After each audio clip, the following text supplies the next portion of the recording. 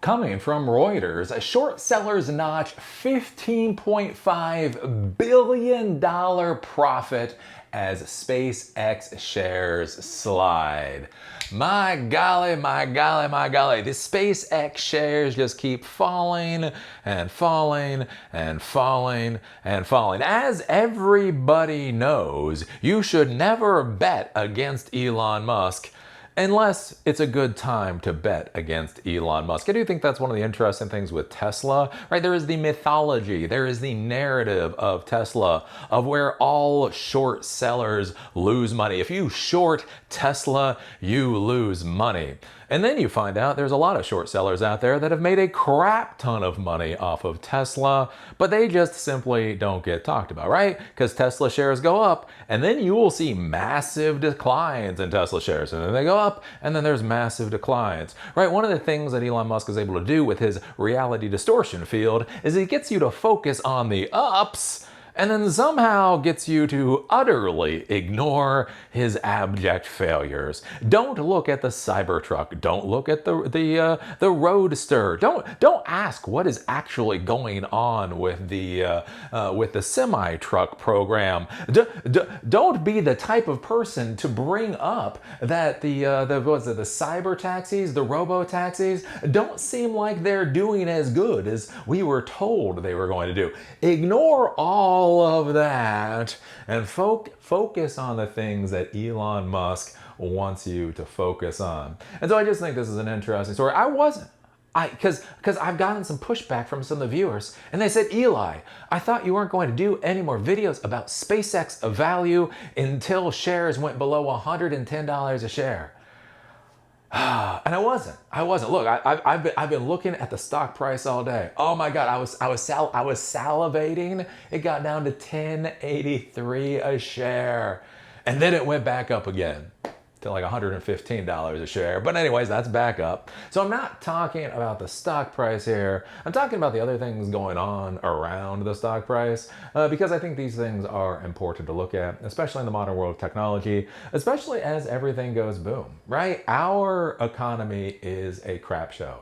The macro environment on so many levels is complete and utter garbage right now, but there is so much narrative out there. There's so much spinning of the optics. I think a lot of folks don't really grasp the real world of what is happening, right? We are told GDP is better than ever, right? In Trump's America is doing better than ever. You know, as long as you don't actually need to buy food or buy housing or fill up your car with gas, as long as you don't have to do any of those types of things, life has never been better in America. So anyways, one of the interesting things with the whole SpaceX thing is beyond just the share price, which will go below $110, most likely tomorrow would be my guess, is these other things that are going on too. And it kind of gives you it kind of shows you, right, the reality, right? We talked about this yesterday with the, people being able to share their equity, the lockup period. The first lockup period is going to expire on August 6th. And so a lot of people hear about the first lockup period for SpaceX expiring on August 6th, and they go, okay, well, some people will be able to sell some of their stocks. I don't think what people are realizing is that the initial IPO only allowed 555 million, I do believe it was, shares to be sold. And when the lockup, the first lockup period expires, an additional 911 million shares will come on the market. Right, it's not like 555 million shares are on the market, and okay, the lockup period expires. There's another 10 million, another 25 million, another 55 million. Right, that you're like, okay, that makes sense. It's like, oh, wait a minute, we are about to have triple the number of shares on the market while the stock is essentially in free fall. That could be a bit of a problem right there. And as I've said before, again, with this whole thing with like short selling, it's interesting. The story, the narrative with Elon Musk is, right, short sellers always lose, right? As long as you ignore when they win.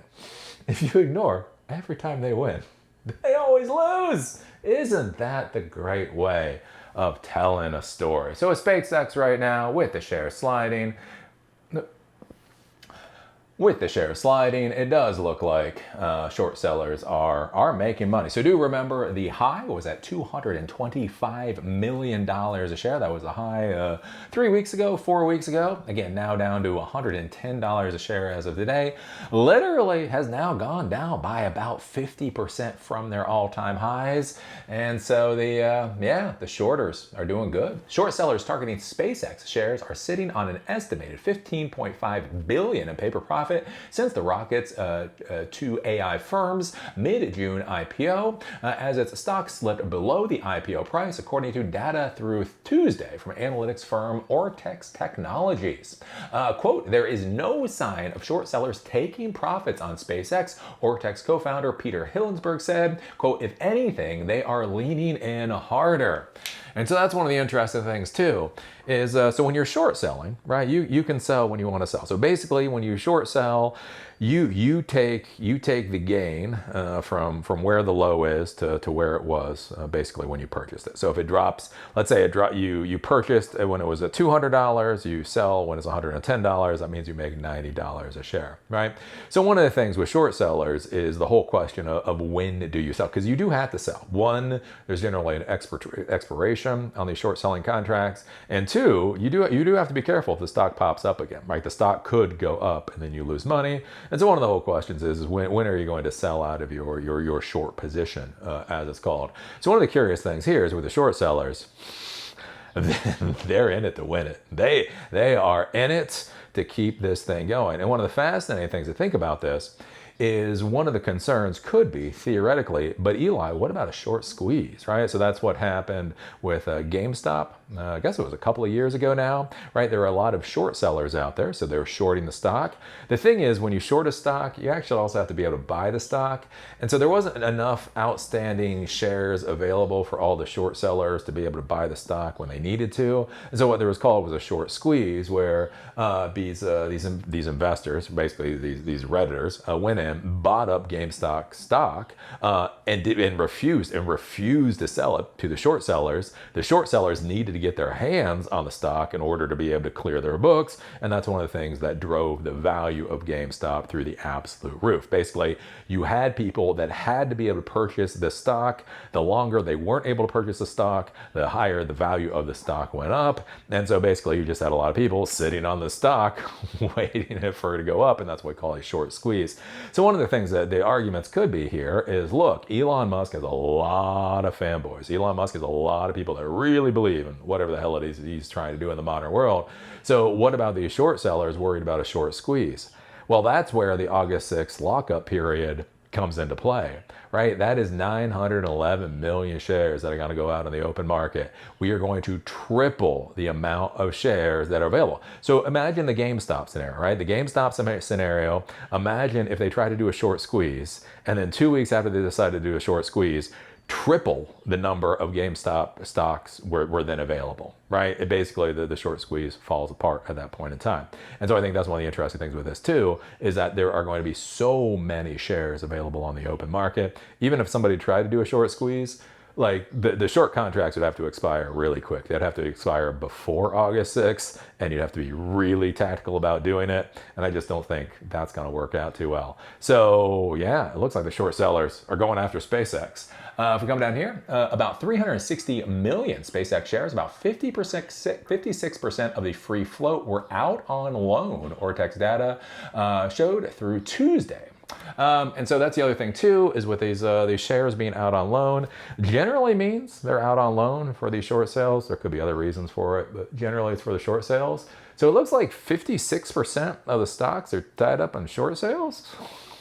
I mean, look, I don't know, if some money people are watching, if some professional financial people are watching, maybe you can explain this a little bit better than I understand it, but this does not look good for SpaceX. This is what we call ugly.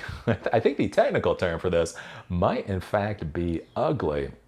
And I will be curious to see how SpaceX gets out of any of this mess. As I've talked about before with Tesla, I disagree with the valuation of Tesla. I think the valuation of Tesla is asinine. But I understand the argument. I don't agree with the argument, but I understand the argument, right? Elon Musk argues that every human on the planet is going to have a humanoid robot. And so he argues that everyone is going to buy an Optimus robot. Right, there's two suppositions there I don't agree with. I don't agree that every human being is going to want their own robot. And I have no idea, with a cornucopia of human robots that are coming on the market, why they would pick Optimus. I mean, why wouldn't they pick a Meta robot? You know, Meta is in humanoid robots. Why is Meta in humanoid robots? Who the fuck knows? But even Meta is in humanoid robots in this point in time, right? Again, one of my questions, why would people pick Optimus over any of the other ones, right? But there's an argument there. You could think, look, Elon Musk is going to create a product of such quality, it will be obvious that that is the robot everybody has to purchase, right? I don't agree with it, but I can understand. I can grasp the words of your argument, right? Again, with the robotaxis. Robotaxis seem to be about a damn disaster. Waymo is taking off. Waymo is going into more cities by the day. Waymo is deploying more vehicles by the day. Waymo is going into newer generations by the day. Waymo is doing great. You look at the robotaxi, the Cybercat, what the hell it's called, and you know, well, it doesn't exist, right? Because the interesting thing with that is that it's actually Model Ys, right? It's Model Ys that have been converted into this whole taxi program. The actual again, just another thing to put out there. The actual cybercabs don't actually seem to exist either. I wasn't even thinking about that fact, but that is true. Anyways, right? So look, it seems like the cybercab or what the robotaxi is an also ran. It seems like Waymo is the front runner. It seems like the Chinese companies are doing really well. There's a thing from Amazon, or Amazon owns part of it, I think it's called Zoox. I think Zoox is looking really good. Like if I look at the world of autonomous vehicles, or at least as far as robotaxis are concerned, I gotta say I put the cybercab robotaxi at the absolute bottom. But you know, I guess if you squint the right way and you believe in Elon Musk and everything else, maybe you can make the argument it's going to change the world, right? But that's the interesting thing. Like if you look at Tesla, I don't agree with the arguments, but I can understand the arguments. The big issue that I have with SpaceX is I just don't get it, right? Their space launch capacity, their space launch business it has the same revenue as OnlyFans. That's not a joke. You can Google it, right? If you look at their ISP service, their ISP, Starlink, is fucking amazing. You do not hear me be snarky about Starlink. But at the same time, it's an ISP service. Not going to be worth $3 trillion. That's just not how this shit works. And then you look about their AI data centers, right? Their space-based AI data centers. Basically, they're going to send up into space data centers by the rack, right? Each one of these satellites will provide 120 kilowatts to 150 kilowatts peak. And that is from Elon Musk. I am not reading CNBC. I am not reading Ars Technica. I read, was it AI1 from SpaceX. They literally said peak power was 120 kilowatts to 150 kilowatts peak, which basically means a rack of servers. Now, if you increase efficiency and you think that they're designing their own products and do a whole bunch of other things, maybe if you're being incredibly generous, you can say the total power output of one of these satellites might be the equivalent of 3 racks, right? Again, just by architecture efficiency and all of that kind of stuff. But still, they're putting 3 racks of servers into space at a time. And trying to claim that's the future of artificial intelligence. And that's where I look at it and I just simply do not see SpaceX's future. Tesla, I don't agree with the argument. I can understand the argument being said. SpaceX, I don't even get it.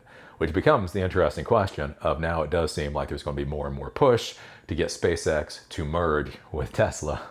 Because that's what's been happening, right? Basically, you had Twitter fail. So once Twitter failed for Elon Musk, he had XAI buy Twitter. And then when XAI was failing, he then had SpaceX buy XAI. And then when that whole mess was failing, he just IPO'd for $1.77 trillion. So it does seem like that's the future, which I just don't understand how any of this mess works out. It just seems to be getting ugly. It seems to be getting uglier and nastier by the day. And this is my argument for this being a very bad time period in the world of technology, is we have these superstar founders that simply cannot be fired. Elon Musk cannot be fired. Zuckerberg cannot be fired. Larry Ellison, holy shit, Larry Ellison is just fucking the pooch right now. Can't be fired. And one of the big problems is we just have these CEOs that have lost their mind. There needs to be a check and balance. I am not saying these superstar CEOs shouldn't be able to put their thumb on the scale and that their opinions, maybe their opinions are worth, a little bit more than everybody else's, but it's like a little bit more. When you get to the point that your CEO can literally not be fired, when your CEO literally has control over absolutely everything at the exact same time he is pulling in funds from the public market, that is when you know things are getting bad. So anyways, what do you think about this? What do you think about the short sellers? On paper, already having profited $15.5 billion, and they are in for the ride. What do you think about the thought that most likely they cannot be cornered by a short squeeze because so many stocks, so much equity is going to come on the market within about the next 2 weeks? What do you think about? What do you think about SpaceX's story? How does SpaceX's story make a damn bit of sense for, a $2 or $3 trillion valuation? I don't get how how it's out of a few hundred billion, maybe like a few hundred billion. That's a question. It's like, ooh, that's kind of rich. I wonder if they can make that work out. And instead, they're going for these multi-trillion-dollar valuations. Anyways, I don't know. Put your thoughts down below. If you like these videos, do remember they're on Spotify and on Apple Podcasts. Link is down below. And if you want to follow me on LinkedIn, there's a link down there too. With that, see y'all later.